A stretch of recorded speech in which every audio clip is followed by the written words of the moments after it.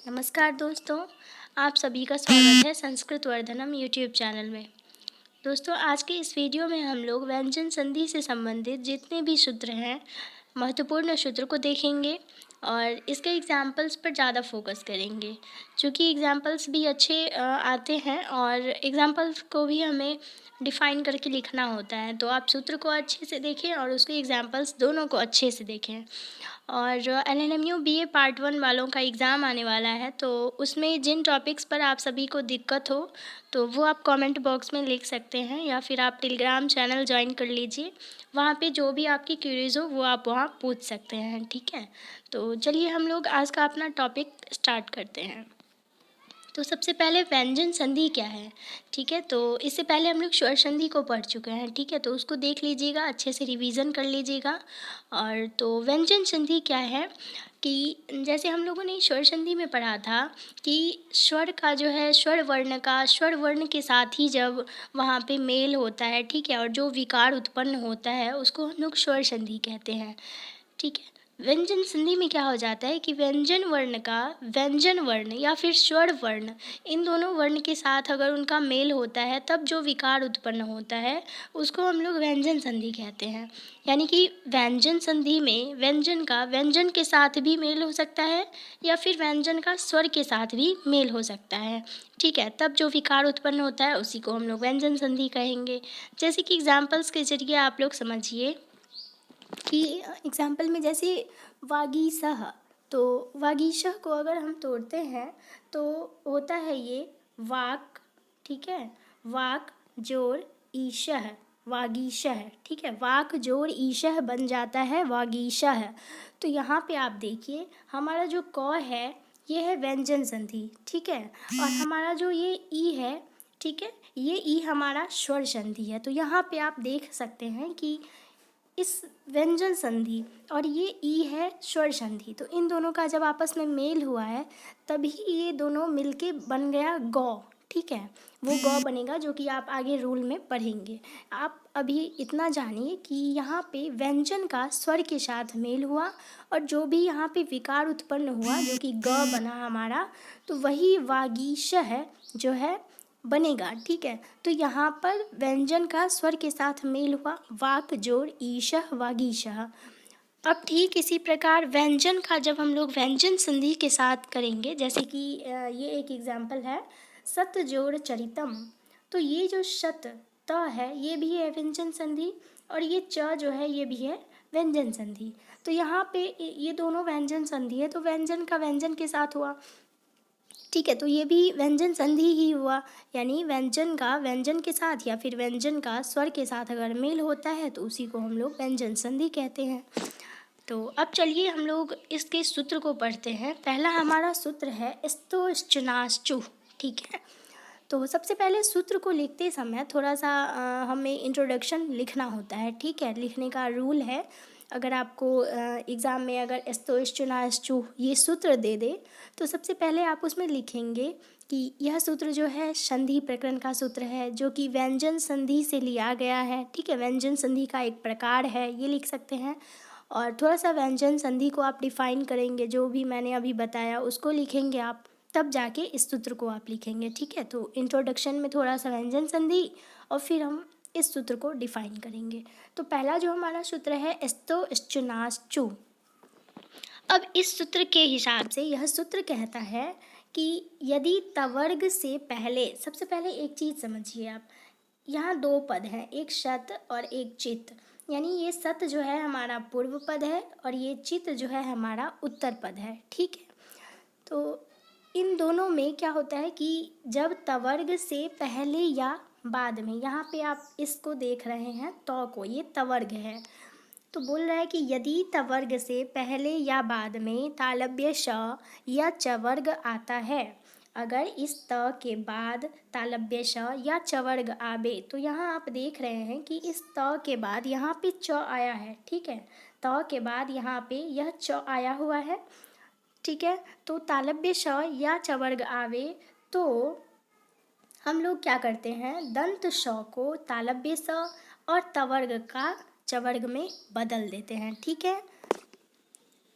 जैसे यहाँ पे सत जोड़ चित है, ठीक है, तो तवर्ग को हम लोग चवर्ग में चेंज कर देंगे। जैसे ये त है तो ये त को छोड़ के ये च बन जाएगा, ठीक है।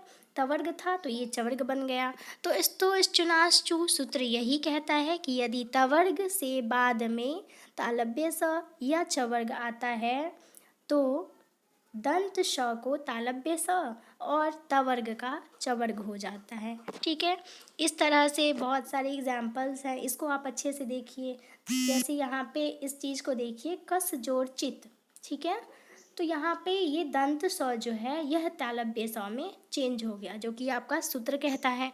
तो इस सूत्र को अच्छे से हमें याद करना होता है, ठीक है। इस सूत्र को जब तक आप अच्छे से याद नहीं करेंगे, तो अगर आपके एग्ज़ाम में मान लीजिए कोई क्वेश्चन आता है कि कस जोड़ चित आप बोलता है कि इसको डिफाइन कीजिए कि यह कहाँ का सूत्र है, ठीक है, कौन से सूत्र का यह एग्जाम्पल है, ठीक है, ऐसे क्वेश्चन आता है। तो आपको क्या करना है कि आप पहले देखेंगे कि यह कहाँ का सूत्र है, ठीक है। तो जब तक आप इसको देखेंगे नहीं कि ये श जो है ये तालव्य श में चेंज हुआ है, मतलब ये कहाँ का सूत्र है, तो आप पढ़े होंगे सूत्र को, ठीक है, तभी आपको यह चीज़ समझ में आएगा कि दंत श कब तालव्य श में चेंज होता है, कौन से सूत्र में चेंज होता है। तो इस चीज़ के लिए आपको याद करना होगा इसको अच्छे से, ठीक है। तो ये हो गया आपका। फिर अगर ऐसे करके पूछता है तो और चीज़ लिखना होता है कि यह जो है एस्तो इष्टुनाश्चु सूत्र से लिया गया है, इसमें यह रूल फॉलो होता है।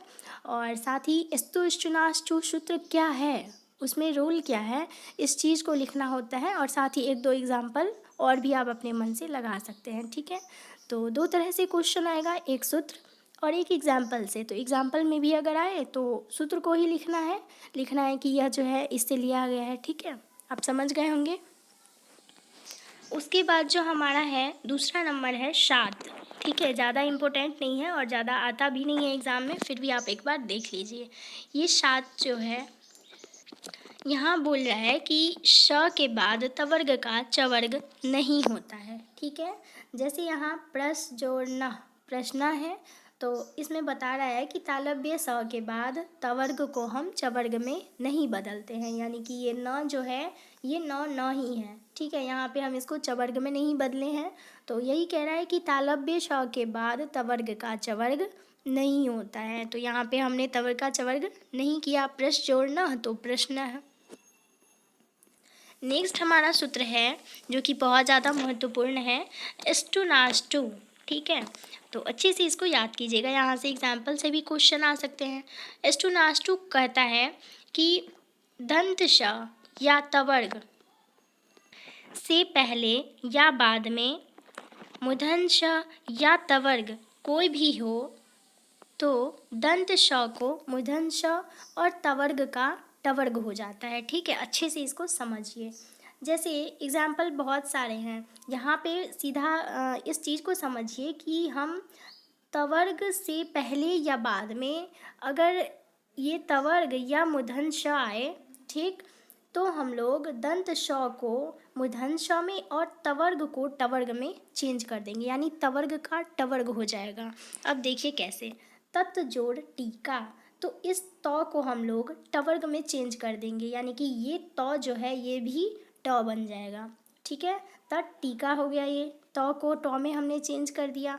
फिर ये उद जोड़ डयनम, तो यहाँ पे हमने द को ड में चेंज कर दिया, ठीक है, यानी तवर्ग है ये द, तो तवर्ग को हमने टवर्ग में चेंज कर दिया, ठीक है। तो इस तरह से तवर्ग को टवर्ग में चेंज कर देंगे।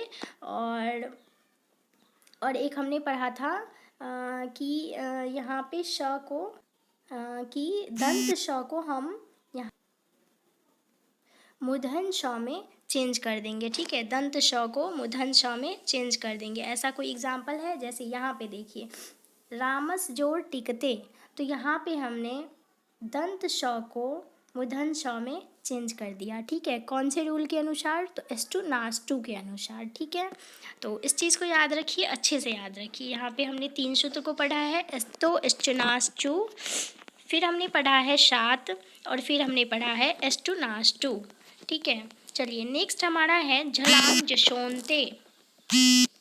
अब झलांग जशोंते में क्या कहता है, यहाँ एक चीज़ देखिए कि यहाँ दो प्रत्याहार हैं, एक झल और एक जस। ठीक है, तो इसमें कह रहा है कि पदांत झल, झल के अंतर्गत वर्ग का पहला, दूसरा, तीसरा, चौथा अक्षर आता है। ठीक है, जैसे कवर्ग है तो कवर्ग के अंतर्गत हम लोग क, ख, ग, घ, इन चारों को हम लोग झल कहेंगे। ठीक है, यानी झल के अंतर्गत वर्ग का पहला, दूसरा, तीसरा और चौथा अक्षर आता है। अब जस के अंतर्गत अपने वर्ग का तृतीय अक्षर आता है सिर्फ। ठीक है, झल के अंतर्गत 4 वर्ण आएंगे और जस के अंतर्गत अपने वर्ग का तृतीय अक्षर। ठीक है, तो झल के अंतर्गत जो है अपने वर्ग का पहला, दूसरा, तीसरा, चौथा अक्षर और जस के अंतर्गत अपने वर्ग का तृतीय अक्षर आता है। ठीक है, अब ये उष्म है, एक तालव्य श, फिर मूर्धन्य श, दंत श और ह, इन चारों वर्ण को हम लोग उष्म कहते हैं। ठीक है, तो झल के अंतर्गत हमारा ये चारों वर्ण और एक उष्म वर्ण आता है। ठीक है, यानी झल के अंतर्गत ये चारों और ये आया। अब जस के अंतर्गत सिर्फ अपने वर्ग का तृतीय अक्षर आता है। तो इस सूत्र के अनुसार यदि वर्ग के प्रथम वर्ण के बाद वर्ग का तृतीय चतुर्थ वर्ण रहे या फिर य, र, ल, व रहे या कोई ह्रस्व वर्ण रहे तो प्रथम वर्ण का उसी वर्ग का तृतीय हो जाता है। देखिए, जैसे इस सूत्र के अनुसार ये क है जो कि प्रथम है। ठीक है, क वर्ग का पहला अक्षर क है, तो यह सूत्र कहता है कि अगर प्रथम वर्ण के बाद वर्ग का तृतीय चतुर्थ वर्ण रहे, तो देखिए यहाँ पे ग जो है वो तृतीया वर्ण है क वर्ग का, यानी क, ख, ग।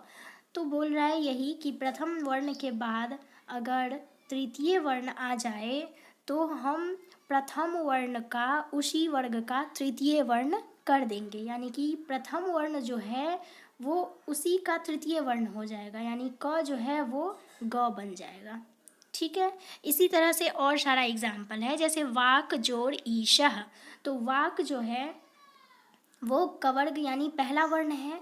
तो यही बोल रहा है कि अगर पूर्व पद में प्रथम अक्षर हो, प्रथम वर्ण हो और बाद में अगर वर्ग का तृतीय वर्ण रहे या फिर स्वर वर्ण रहे, ये भी यहाँ पे मेंशन है कि ठीक है कि अगर स्वर वर्ण रहे, तृतीय चतुर्थ वर्ण रहे, य, र, ल, व कुछ भी रहे, इन सब में कुछ भी रहे, स्वर वर्ण रहे, ठीक, तो उसी वर्ग का तृतीय वर्ण कर देंगे। ठीक है, तो यहाँ पे स्वर वर्ण है क के बाद, तो ये भी ग में चेंज हो जाएगा।